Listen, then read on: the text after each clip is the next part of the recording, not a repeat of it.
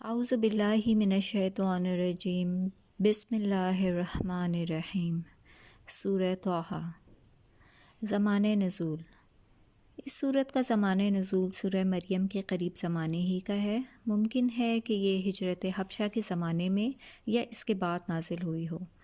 بہرحال یہ امر یقینی ہے کہ حضرت عمر رضی اللہ تعالیٰ عنہ کے قبول اسلام سے پہلے یہ نازل ہو چکی تھی۔ موضوع و مباحث۔ سورت کا آغاز اس طرح ہوتا ہے کہ اے محمد، یہ قرآن تم پر کچھ اس لیے نازل نہیں کیا گیا کہ خواہ مخواہ بیٹھے بٹھائے تم کو ایک مصیبت میں ڈال دیا جائے۔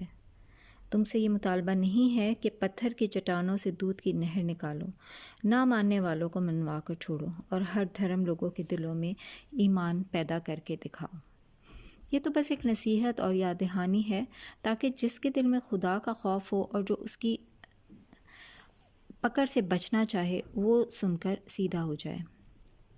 یہ مالک زمین و آسمان کا کلام ہے اور خدا اس کے سوا کسی کا نہیں۔ یہ دونوں حقیقتیں اپنی جگہ اٹل ہیں، خواہ کوئی مانے یا نہ مانے۔ اس تمہید کے بعد یکایک حضرت موسیٰ علیہ السلام کا قصہ چھیڑ دیا گیا ہے۔ بظاہر یہ محض ایک قصے کی شکل میں بیان ہوا ہے۔ وقتی حالات کی طرف اس میں کوئی اشارہ تک نہیں ہے، مگر جس ماحول میں یہ قصہ سنایا گیا ہے اس کے حالات سے مل جل کر یہ اہل مکہ سے کچھ اور باتیں کرتا نظر آتا ہے۔ عربوں میں بالعموم حضرت موسیٰ علیہ السلام کو خدا کا نبی مانا جاتا تھا۔ اس حقیقت کو نظر میں رکھنے کے بعد اب دیکھیں کہ وہ باتیں کیا ہیں جو اس قصے کے بین السطور سے اہل مکہ کو بتائی جا رہی ہیں۔ اللہ تعالیٰ کسی کو نبوت اس طرح عطا نہیں کرتا کہ ڈھول تاشے اور نفریاں بجا کر خلق خدا اکٹھی کر لی جائے اور پھر باقاعدہ ایک تقریب کی صورت میں یہ اعلان کیا جائے کہ آج سے فلاں شخص کو ہم نے نبی مقرر کیا ہے۔ نبوت تو جس کو بھی دی گئی ہے کچھ اس طرح دی گئی ہے جیسے حضرت موسیٰ کو دی گئی تھی۔ اب تمہیں کیوں اس بات پر اچنبھا ہے کہ محمد یک نبی بن کر تمہارے سامنے آ گئے اور اس کا اعلان آسمان سے ہوا، نہ زمین پر فرشتوں نے چل پھر کر اس کا ڈھول پیٹا؟ ایسے اعلانات پہلے نبیوں کے ہونے پر کب ہوئے تھے کہ آج ہوتے؟ جو بات آج محمد صلی اللہ علیہ وآلہ وسلم پیش کر رہے ہیں یعنی توحید اور آخرت، ٹھیک وہی بات منصب نبوت پر مقرر کرتے وقت اللہ تعالیٰ نے موسیٰ علیہ السلام کو سکھائی تھی۔ پھر جس طرح آج محمد صلی اللہ علیہ وسلم کو بغیر کسی سر و سامان اور لاؤ لشکر کے تنہا قریش کے مقابلے میں دعوت حق کا علم بردار بنا کر کھڑا کر دیا گیا ہے، ٹھیک اسی طرح موسیٰ علیہ السلام بھی یکایک اتنے بڑے کام پر مامور کر دیے گئے تھے کہ جا کر فرعون جیسے جبار بادشاہ کو سرکشی سے باز آنے کی نصیحت کریں۔ کوئی لشکر ان کے ساتھ بھی نہیں بھیجا گیا تھا۔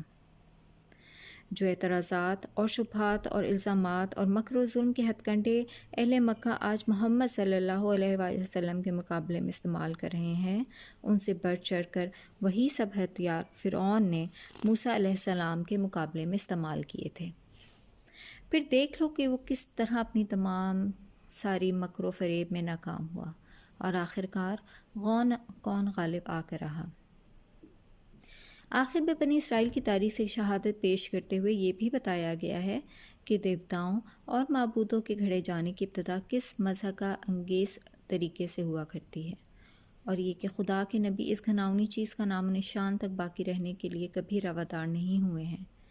بس آج اس شرک اور بت پرستی کی جو مخالفت محمد صلی اللہ علیہ وآلہ وسلم کر رہے ہیں وہ نبوت کی تاریخ میں کوئی پہلا واقعہ نہیں ہے۔ اس طرح قضائے موسیٰ کے پیرائے میں ان تمام معاملات پر روشنی ڈالی گئی ہے جو اس وقت ان کی اور نبی صلی اللہ علیہ وسلم کی باہمی کشمکش سے تعلق رکھتے تھے۔ اس کے بعد ایک مختصر واعظ کیا گیا ہے کہ بہرحال یہ قرآن ایک نصیحت اور یاد دہانی ہے جو تمہاری اپنی زبان میں تم کو سمجھانے کے لیے بھیجی گئی ہے۔ اس پر غور کرو اور اسے سبق لو تو اپنا ہی بھلا کرو گے، نہ مانو گے تو خود برا انجام دیکھو گے۔ آخر میں نبی صلی اللہ علیہ وآلہ وسلم اور مسلمانوں کو سمجھایا گیا ہے کہ ان منکرین حق کے مقابلے میں جلدی اور بے صبری نہ کرو۔ خدا کا قاعدہ یہ ہے کہ وہ کسی قوم کو اس کے کفر و انکار پر فوراً نہیں پکڑ لیتا، بلکہ سنبھلنے کے لیے کافی مہلت دیتا ہے۔ لہٰذا گھبراؤ نہیں، صبر کے ساتھ ان لوگوں کی زیادتیاں برداشت کرتے چلے جاؤ اور نصیحت کا حق ادا کرتے رہو۔ اسی سلسلے میں نماز کی تاکید کی گئی ہے تاکہ اہل ایمان میں صبر و تحمل، قناعت، رضا بقضاء اور احتساب کی وہ صفات پیدا ہوں جو دعوت حق کی خدمت کے لیے مطلوب ہیں۔ وآخر دعوانا ان الحمد للہ رب العالمین۔